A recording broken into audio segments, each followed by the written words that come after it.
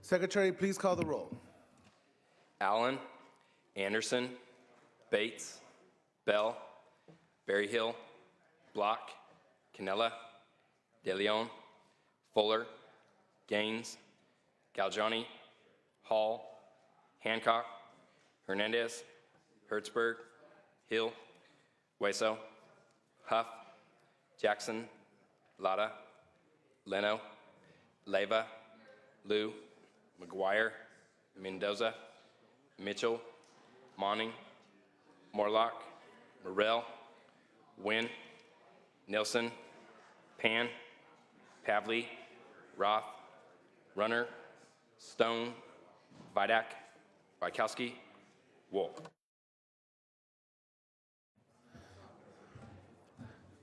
We are absent a quorum. If sergeants can please call the members' offices. We are scheduled to begin our Senate session at 9 a.m.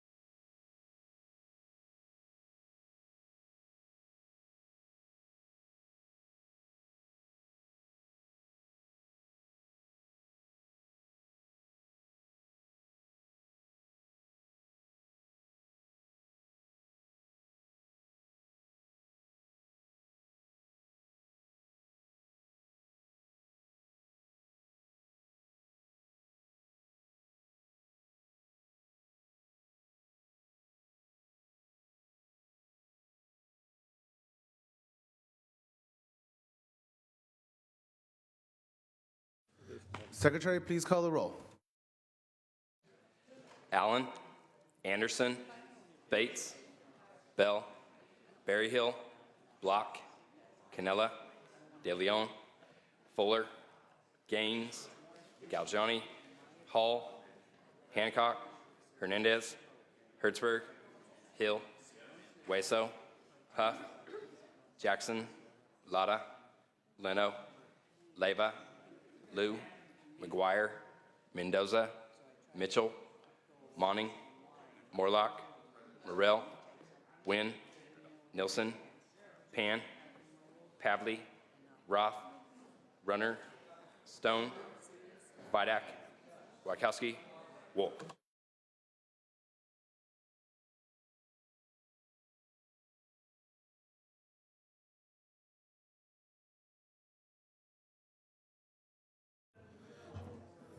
Members, we are still absent a quorum.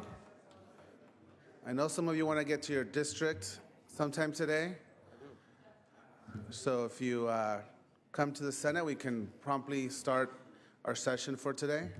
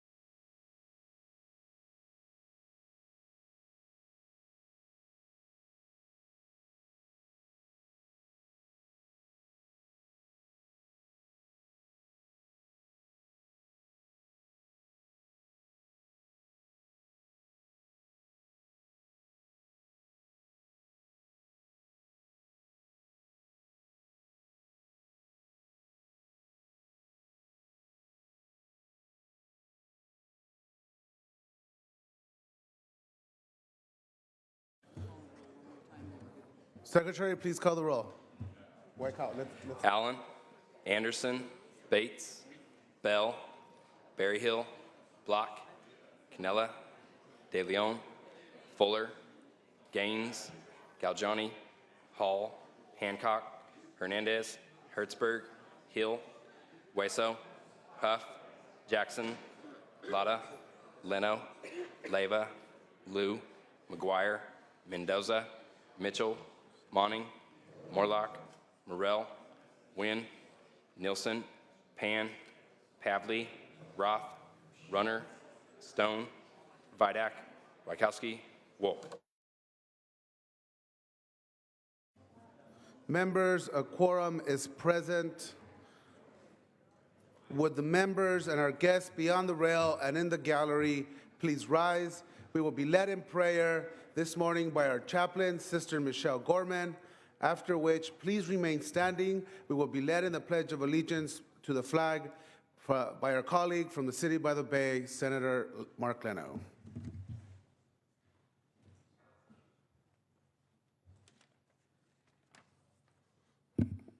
Let us recall that we are in God's presence. And I don't know if you remember that today is Shakespeare's birthday, so I would like to read his description of mercy from The Merchant of Venice. In the play, the words are intended for Shylock the Jew, but they are more aptly applied to the Christians who were anything but merciful to Shylock. May we resist the temptation to demonize others, no matter who they are or what they profess. Act 1, Scene 4. No, Act 4, Scene 1. The quality of mercy is not strained.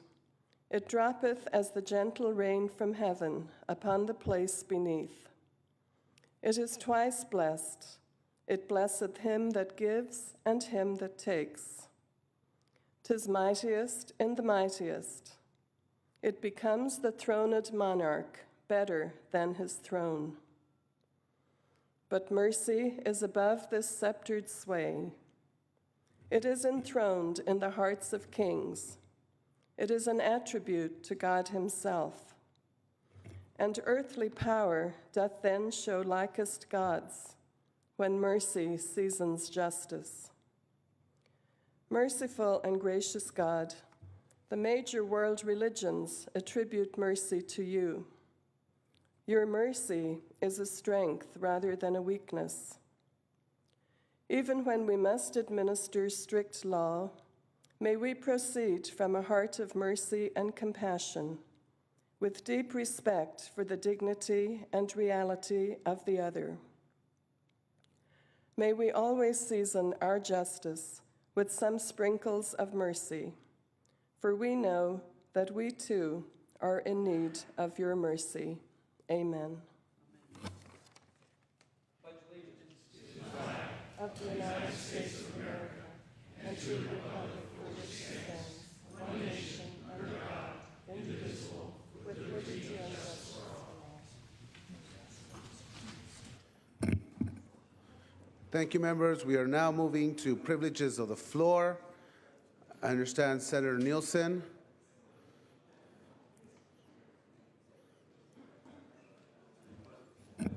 Senator Stone. Thank you, Mr. President, and good morning, members. I'm very honored to have a member of my volunteer staff here from the district, Ms. Gloria Sanchez. Gloria has been serving on the Office on Aging Council in the County of Riverside now for 15 years, and she is the City of Menifee's Senior Advisor for the Aged, and she's President of the Foundation on Aging for Riverside County now for the past 10 years. She's a wonderful senior advocate, and I hope that the members will all welcome Ms. Gloria Sanchez to the Senate. Let's welcome Ms. Sanchez to the Senate.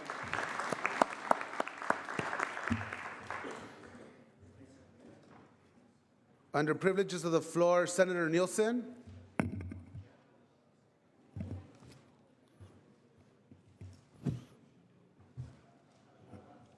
Please proceed. Mr. President, ladies and gentlemen of the Senate, we've got two wonderful leaders here that I'd like to recognize as we celebrate Crime Victims Week. The back of the chambers is Harriet Salerno and Nina Salerno Ashford. Harriet was one of the driving forces in the creation of the crime victims movement. I kind of say with a wry smile, Harriet and I are often called the grandmother and the grandfather of the crime victims movement. And I would say, on behalf of Harriet and I, would just as soon be father and mother. They lost Nina's sister, Mike Salerno, and Harriet's daughter many years ago. A very brutal murder on the campus of University of the Pacific. They channeled their grief into doing constructive and helpful things for the victims of crime. Often here, we do things that make more victims. We'd always be mindful of the impact on other lives. It is not just the one who suffered the burglary, the rape, or the murder, but it's all of those who loved them and knew them. The victims, there's no such thing as closure for victims. And I do weary of hearing everybody say we would have closure, or some even now say they've got to get over it. You don't get over the loss of a loved one. Members, it's getting a little noisy in the chamber. Murder. If we can please give our attention to Senator Nielsen. Thank you. Thank you, Mr. Chairman. They don't get over it. But there is one thing that society absolutely owes victims, and that's justice. So as we deal with these public safety issues, let us keep in mind that word justice. Harriet and Nina Salerno. On this item?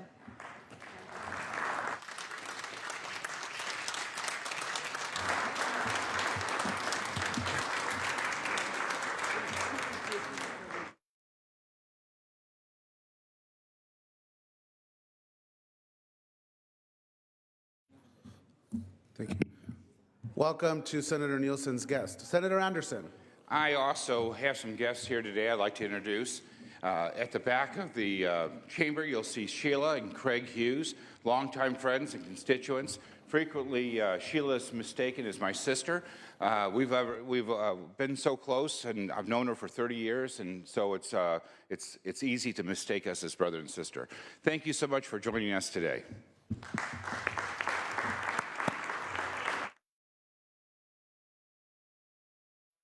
Welcome to the State Senate. Members, we're still under privileges of the floor. Okay, we're going to move to messages from the governor. Messages from the governor will be deemed read. Messages from the assembly will be deemed read. Reports of committee will be deemed read, and the amendments adopted. Under motions and resolutions, members, without objection, the Senate journals for April 20th through April 23rd, 2015 will be approved as corrected by the minute clerk. We are now going to move to consideration of the daily file. Second reading. Secretary, please read. Senate Bill 242, Senate Bill 400 with amendments, 747 with amendments, 312 with amendments, 521 with amendments, 490, 636. Second reading will be deemed read. Members, we're moving to governor's appointments. Senator De Leon. Governor's appointments. Perfect. We'll move to unfinished business. File item 28, members.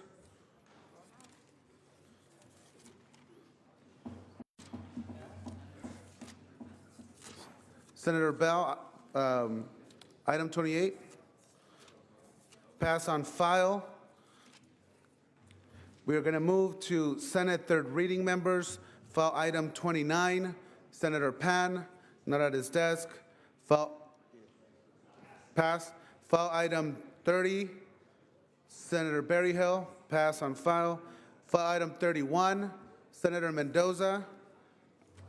File item 31, pass. File item 32. Senator Mendoza. File item, not at his desk. File item 33. Senator Leyva. Pass on file. File item 34. Senator Pavley. Pass on file. File item 35, Senator Jackson, pass on file. File item 36, bingo, we got one. Senator Block is ready. Secretary, please read. Senate Bill 222 by Senator Block, an act relating to local government. Senator Block. Thank you, Mr. President. Members, SB 222 SB 222 clarifies the general obligation bonds, GO bonds, that are issued by schools or community colleges or local governments are secured by a statutory lien on the taxes collected for their payment. You see, when these bonds go out in order to pay for reconstruction, rehabilitation, construction of new facilities, the school districts, the bonds are then given a rating. The debt... Mr. Block, can you, members, it's getting really noisy in the chamber. It's hard to hear Senator Block. If you have a conversation, please retire to the rear of the chamber. Senator Block, please continue. Thank you, Mr. President. Current practice among bond rating agencies is to analyze the fiscal strength of the issuing district or region when giving the bonds a rating, because they're concerned that if the district or local government were to declare bankruptcy, the taxes levied for payment of the bonds could be diverted by the bankruptcy court, thus reducing or suspending payments to bondholders. Now, this is a false fear, but it is a fear upon which rating agencies sometimes fix their bond ratings. To set this straight, to make sure that they don't underrate bonds based on this false fear, SB 222 clarifies that statutory liens do protect GO bonds from bankruptcy proceedings, thus eliminating any risk of non-payment. Without this perceived risk, bond ratings will be improved, resulting in savings to school districts, community colleges, and local government in this time of great need. The bill is supported by the San Diego Unified School District, the sponsor, LA Unified, California Public Securities Association, California Association of School Business Administrators, the Riverside County School District Superintendent, the Riverside Superintendent of Schools, and others. It received no votes in Government and Finance. There's no opposition. I ask for your aye vote. Members, debate or discussion on this item? Debate or discussion? Seeing and hearing none, Secretary, please call the roll. Allen. Aye. Anderson. Aye. Bates. Aye. Bell. Aye. Berryhill. Aye. Block. Aye. Canella. De Leon. Aye. Fuller. Aye. Gaines. Aye. Galgiani. Aye. Hall. Aye. Hancock. Hernandez. Aye. Hertzberg. Aye. Hill. Aye. Hueso. Aye. Huff. Aye. Jackson. Aye. Lada. Aye. Leno. Aye. Leyva. Aye. Liu. Aye. McGuire. Aye. Mendoza. Aye. Mitchell. Aye. Monning. Aye. Morlock. Aye. Morrell. Aye. Wynn. Aye. Nielsen. Aye. Pan. Aye. Pavley. Aye. Roth. Aye. Runner. Aye. Stone. Aye. Vidak. Aye. Wachowski. Aye. Wolk. Wolk, aye. Call the absent members. Canella. Hancock. Aye. Ayes 38, no 0, the measure passes. Members, we're going to move back to unfinished business to take up file item 28. Senator Bell, Secretary, please read. Senate Concurrent Resolution 32 by Senator Bell relative to Autism Awareness Month. Senator Bell. Mr. President and members, I rise to present Senate Concurrent Resolution number 32 pertaining to Autism Awareness Month, which is back here in the Senate for concurrence from the Assembly. The resolution was amended in the Assembly to add 76 co-authors. I think every member of the Assembly that was present added on as a co-author. Assembly member Ridley Thomas is principal co-author. This resolution proclaims the month of April as Autism Awareness Month, encourages our citizens to show support for those with autism during the month of April, and I ask for an aye vote. Thank you. Members, a better discussion on this item. Senator Stone. Thank you, Mr. President. I want to commend Senator Beal for bringing this forward. Members, I rise today in support of SCR 32. Autism is a condition that is growing at an alarming rate across the nation. The incidence of autism has increased by almost 120% between the years 2000 and 2010. Something is going on to cause this dramatic increase, but the Centers for Disease Control still hasn't been able to identify environmental factors that are contributing to this significant increase. While some blame vaccines for the increase in this disease, the science disputes this allegation. The author of a study that linked vaccines to autism has had his medical license revoked. His study has been discredited because he made up data that simply lied on his report. There's no proven relationship between vaccines and autism, and that is a scientific fact. But that doesn't change the fact that we have more cases of autism now than ever, and we need to learn why that's happening, and we need to do everything we can to stop it. As someone who has a very personal interest in this issue, I personally want to thank the author for bringing this measure forward. With more than 3 million people in our nation suffering from autism, we need to identify what's actually causing the disease and the higher incidence of the disease. We can't blame vaccines. We have to rely on legitimate science, but we need to find answers, and we need to find them quickly. With Autism Awareness Month, we need to press upon the CDC to determine if there are environmental conditions that exist to explain this increase in autism. The CDC needs to look into this issue quickly, and I look forward to working with the author to find ways in which California and the CDC can work together to reduce the incidence of this terrible disease that impacts too many and too often. With that, I strongly urge an aye vote of SCR 32. Thank you, sir. Thank you, Senator Stone. On this item, Senator Pan. And members, I also want to thank Senator Bell for bringing this resolution forward. Children, as a pediatrician who's taken care of many children with developmental issues, including autism, we know how important it is that we continue to work to ensure that these children get the services they need, that the families get the help they need, and also that we recognize and actually celebrate the diversity they bring. People with autism bring a different way of thinking, and in many ways, that different way of thinking is something that can be to our advantage as a society as well. And so I hope we can also celebrate the people with autism, as well as recognize that we need to provide them and their families with the help and support they need to be sure that people with autism can be successful in our communities. Thank you so very much, and again, urge support for this.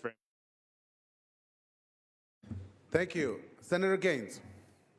Yes, thank you, Mr. President, members. I just want to take a moment to recognize how important Autism Month is and the strides we're making in terms of research and opportunities to address the issue through therapy at a very early age. And the Mind Institute here in Sacramento has made huge strides in that research, and hopefully we will understand it better as we move forward. My daughter, Amy, has actually been able to work at the Mind Institute and help in some of those research efforts. So we're hopeful for continued progress in the future, and I want to thank the author for bringing this forward. Thank you, members. Additional debate or discussion on this item? Seeing and hearing none, is there any objection to utilizing our previous... Oh, sorry. Senator Bell, would you like to close? Urge an aye vote. Thank you for the comments. Thank you. Thank you, Senator Bell. Is there any objection to utilizing our previous unanimous roll call on this item? Seeing and hearing none, ayes 38, no 0. The Assembly amendments are concurred. Members, we're going to briefly return to privileges of the floor for Senator De Leon.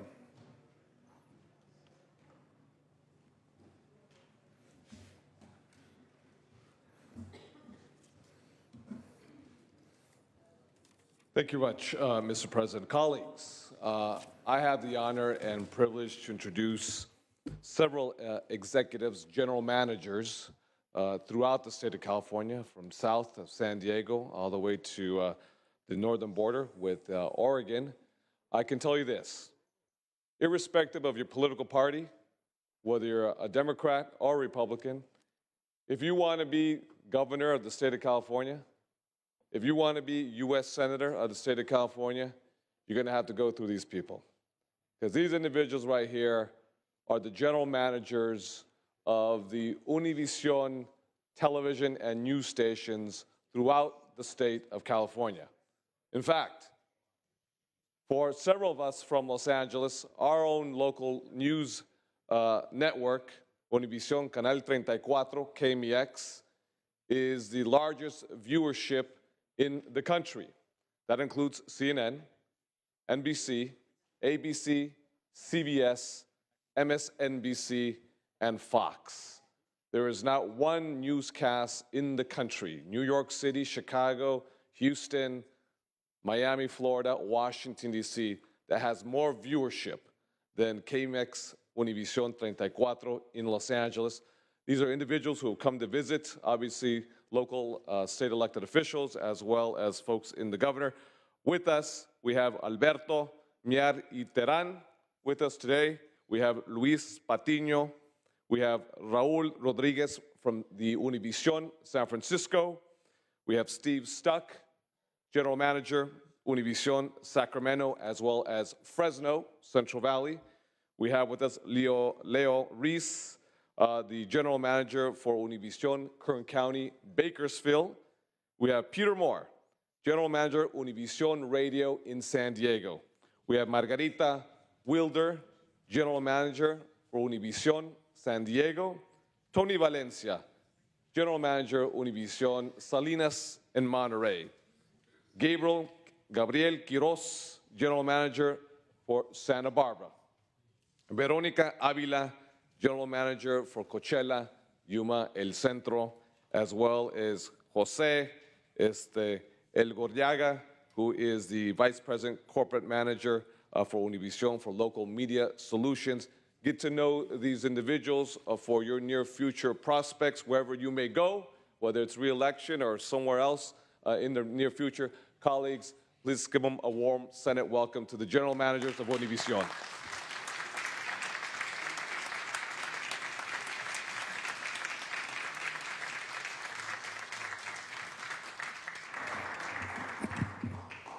Welcome to all the general managers from Univision. Bienvenidos de parte del Senado Estatal.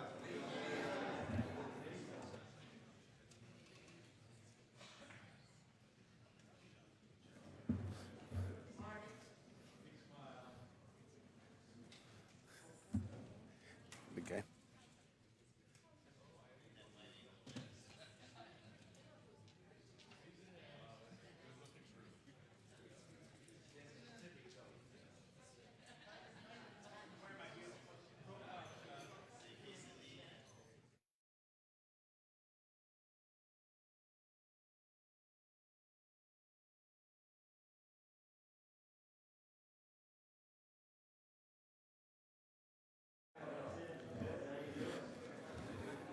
Members still under privileges of the floor. We're going to take a second.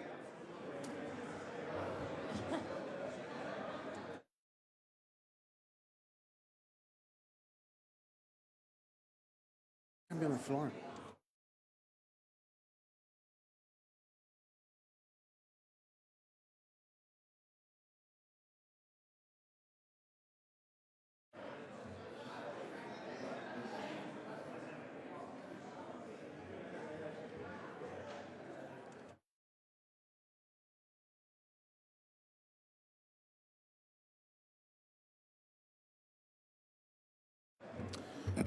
Members, if you want to have a conversation and get to meet the executives from Univision, please retire to the rear of the chamber so we can continue with business for today.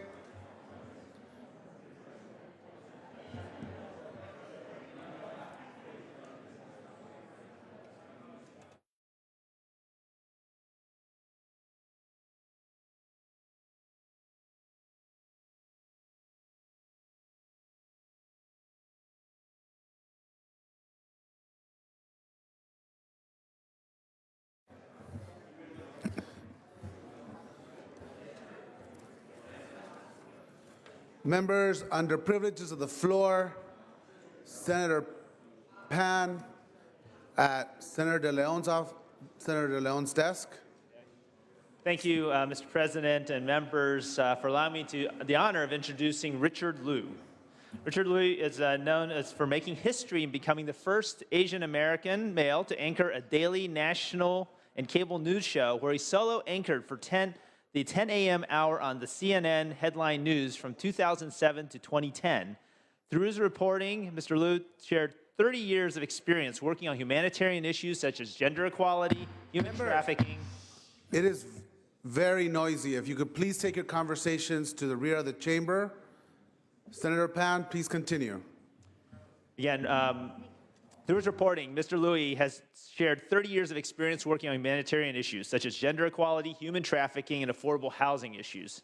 His work is heard over 6 continents and has earned him numerous civil rights awards from prestigious organizations.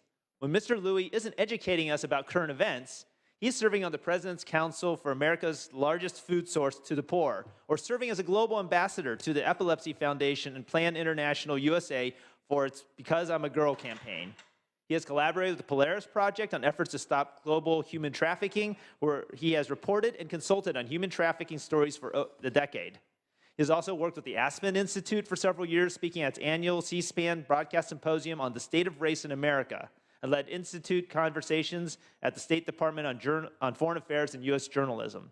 You can watch Mr. Louis anchor early today on NBC or dayside on MSNBC. You can also find Mr. Louis contributing as a columnist to publications including USA Today, Politico, and the San Francisco Chronicle. So it is with my great pleasure to introduce Richard Louis here on the Senate floor. Thank you.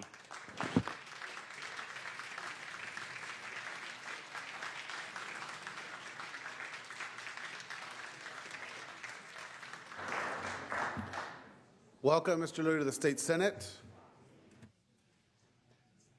Members, we are going to continue with Senate third reading.